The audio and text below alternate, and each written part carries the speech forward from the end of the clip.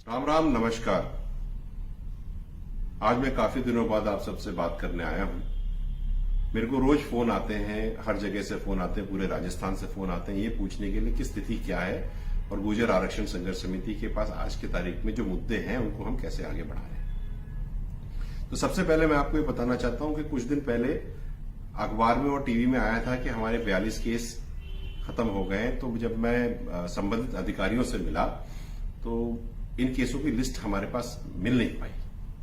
तो अभी मुझे ऐसा लगता है कि ये केस अभी तक हटे नहीं है और इसके अलावा जो बाकी केसेस हैं, पिछले 1 साल से कोई भी केस हटा नहीं है, उस पर कार्य चल रहा है, होम डिपार्टमेंट से बात हो रही है। इसके अलावा जो आरजेएस की जो भी भर्तियां हुई हैं, जो 5 नियुक्तियां हुई हैं, उसमें जो बैकलॉग मिलना था हमें, वो हमें नहीं मिला है। उसके लिए हमने माननीय मुख्यमंत्री जी को पत्र भी लिखा है, लेकिन वो अभी हुआ नहीं है। और आने वाली जो भर्तियां हैं उसके अंदर में भी अगर बैकलॉग हमें इंप्लीमेंट कराना है तो हाई कोर्ट के सर्विस रूल्स के अंदर में हमारी 5% आरक्षण और ये जो बैकलॉग जो पारित हुआ है इसका इंप्लीमेंटेशन जरूरी है, ये करवाना है।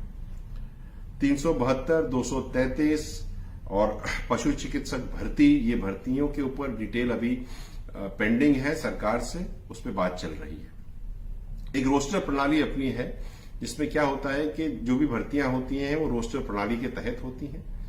इसका मतलब यह है कि 5% आरक्षण जो हमें मिलता है वो पूरे राजस्थान लेवल पे मिलता है, लेकिन जब भर्तियां मिलती हैं तो वो तहसील डिस्ट्रिक्ट में बढ़ जाती हैं।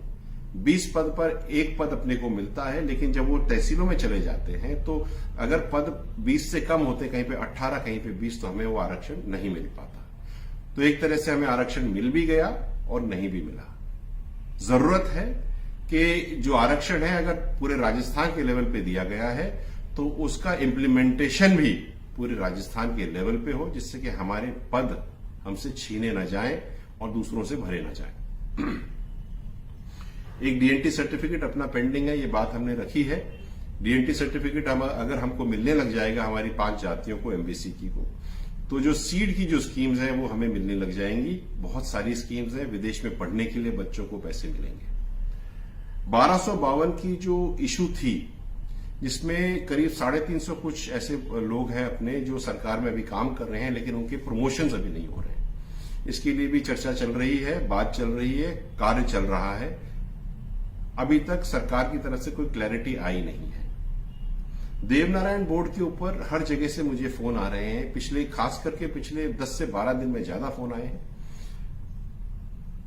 पहली बिंदु इस बात पे आए फोन कि जो स्कॉलरशिप्स मिलनी है वो पोर्टल से ओबीसी का सर्टिफिकेट होने की वजह से, एसबीसी एमबीसी हटने की वजह से वो स्कॉलरशिप्स एग्जीक्यूट नहीं हो पा रही है। इसके अलावा ये भी कंप्लेंट्स आई हैं हमारे पास कि जो टीचर्स हैं, जो गर्ल्स हॉस्टल्स हैं, वहां पे वार्डन्स नहीं है, टीचर्स पूरे नहीं है।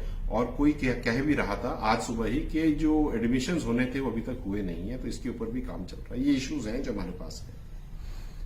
मैं आप सबसे ये कहना चाहता हूं कि इसके अलावा एक बहुत बड़ा मुद्दा जो है वो है नवीं अनुसूची का। नवीं अनुसूची के लिए चिट्ठी जब हमें आरक्षण 5% मिला था तभी चली गई थी केंद्र को, लेकिन उसमें अभी तक कोई पहल हुई नहीं है।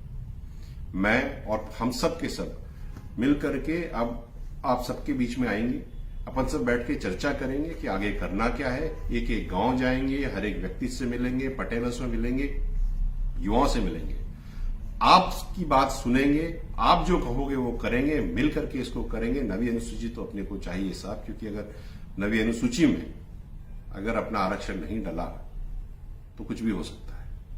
बहुत जल्द हम आपके साथ मिलेंगे। आपने सुना। अच्छा, एक बात और मैं बताऊं कि कर्नल साहब का जो फोन था, फोन नंबर जो है, अगर आपको ध्यान नहीं हो तो 96 102 073 63, ये नंबर कर्नल साहब का मेरे पास है। आप उस पर फोन करिए, अपन बात करेंगे और इस चीज को आगे बढ़ाएंगे। धन्यवाद, नमस्कार, राम राम साहब।